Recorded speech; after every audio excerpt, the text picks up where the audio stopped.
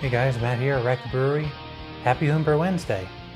I don't have a lot going on this week, so I figured I would take this as a perfect opportunity to compare the New Zealand Pilsner that main brew guy Gary in Florida and myself did. Um, According to this, we brewed that back in April. So this beer has had a bit of a trip. I got his in with the malt experiment beers, so now I'm able to try them side by side. I believe this is the last one, if not second to last one of mine that I bottled that I stuck away so I didn't drink it all because the keg has been long gone. I'll give you some information on this beer first before we get into it.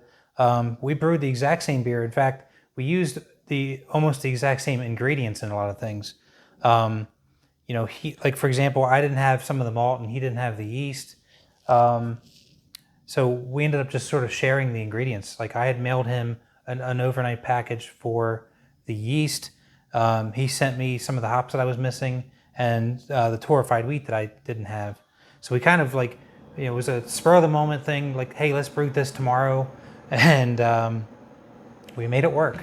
So we got all the ingredients and we brewed it on the same day at the same time. The only difference between these beers are really the water. His water and my water. He uses RO water. My water is pretty low on the salts, so we didn't have to do a whole lot to it to bring it up to what we wanted. But basically, if you want to go back and look at my brew day video, I did put it together for when I brewed this with Gary, and it was mostly Pilsner, some torrefied wheat, a little bit of carapils to get some head retention. The hops we used in this one are all New Zealand hops. We did use the Southern German lager yeast, the WLP 838, and we just followed the traditional, fermentation on this. We fermented at 55. We did a cold crash. We did a lagering. We did a dry hop. We did zest it with a little bit of lime zest in the dry hop. So it came out really, really nice. And I'm going to go ahead and pour these now. Let's go ahead and I'll just pour mine. And I wanted to see what these were side by side, because really the only real difference here, I mean, we pretty much follow a very similar process. So the only real difference should be the water. And it should be interesting to see how different these really are. And I guess the other difference too is Gary's is, his has traveled now. So that plays a part as well. Got a little bit of a pop there, filled right to the top.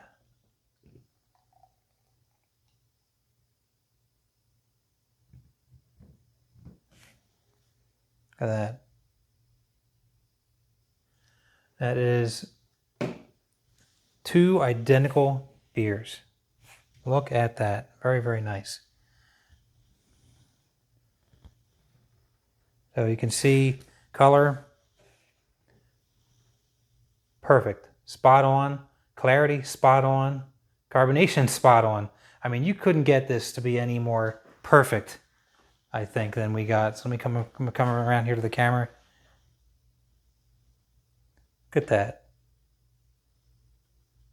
See if I can get that. There we go. Unreal. Nice job, Gary. We got 2 identically looking beers. Let's go ahead and get a nose on these. Try mine first.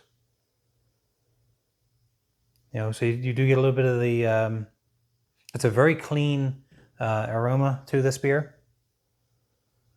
I might pick up a little bit of that, of the lime, or at least maybe the perceived sourness that's coming from that lime. I'm getting a little bit of that in the nose. Let's take a whiff of Gary's here. Very similar to me.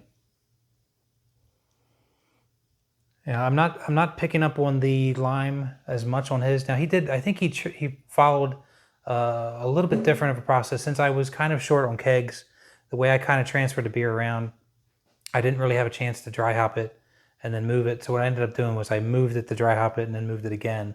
So mine has traveled an extra time just to make sure that the lime got in there before I bottled it. So, but they're very, very similar in the aroma. Nice. Well, cheers, Gary. Thank you for sending me this. Let's see what these look like. I already have an idea what mine is because I've had pretty much a full keg of it, but let's give it a try. Cheers.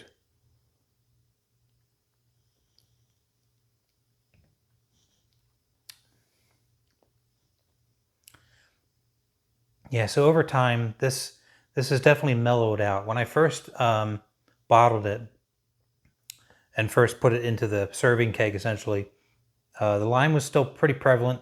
It wasn't overpowering. I kind of learned from Gary. I think he used more lime zest in his, and we were going to do a full lime zested.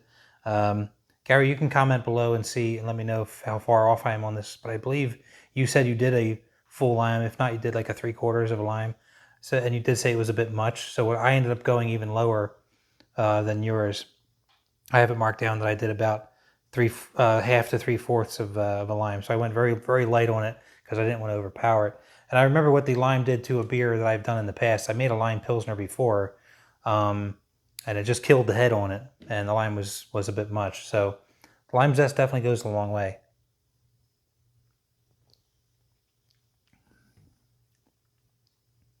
Yeah, that's a real nice, clean Pilsner. And the hops that were chosen, real nice, sort of even keel to the taste.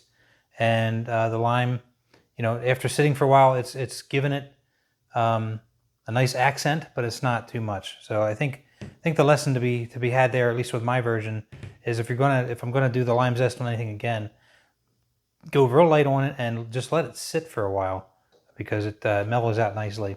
So this beer has had plenty of age on it now because I kegged it in the middle of June, and so here we are now, beginning of September, and it's definitely dropped off as far as the intensity of what it was originally. Let's go ahead and try Gary's here. Cheers.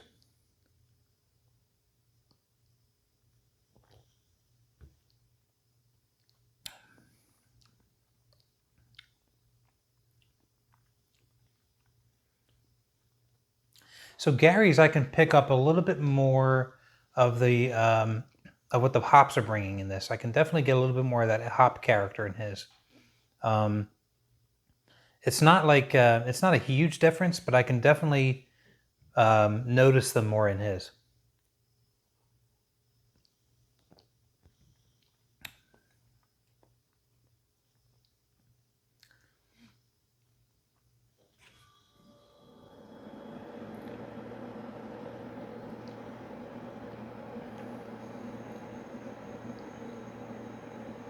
Yeah, I think in Gary's, so the lime is probably mostly gone in his. I don't really pick up on much of the lime.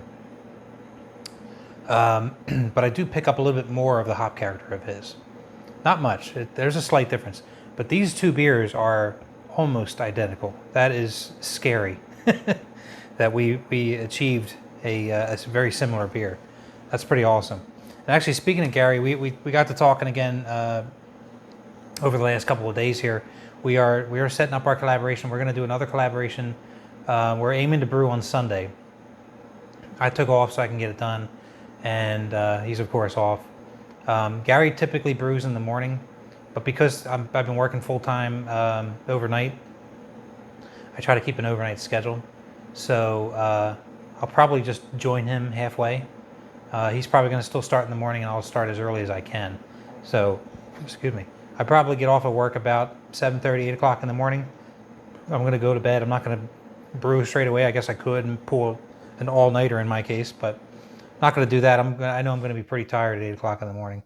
So what I'll probably do is get a few hours of sleep and then probably join him right after lunchtime. So I'd imagine he'd probably be done mashing by then, maybe even onto the boil. But we'll still be brewing together in some fashion. That's the best I can do because I really enjoy brewing with you guys. It's a lot more fun than collaborating a recipe and going off on your own. I think it is a lot more fun to actually have that banner going on while you're brewing. It's just a lot of fun to hang out with you guys. So, but that's really all I have for this week. This has been a really cool experiment as well, Gary. I know I've done a bunch of flavors of these type of collaborations with a few people. I've done collaborations where we've done the exact same thing. I've done it where we've changed ingredients, and this was cool because this was really different in the sense that sure, we used the same ingredients, we used the same, we went for the same recipe.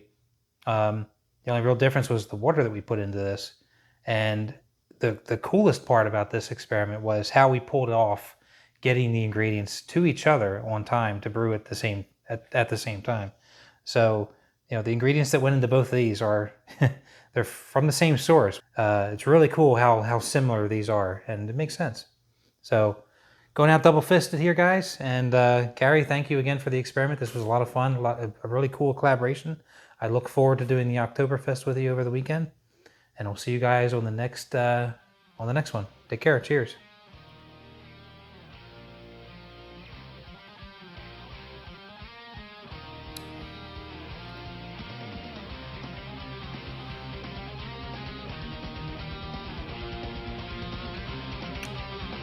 Man, terrific.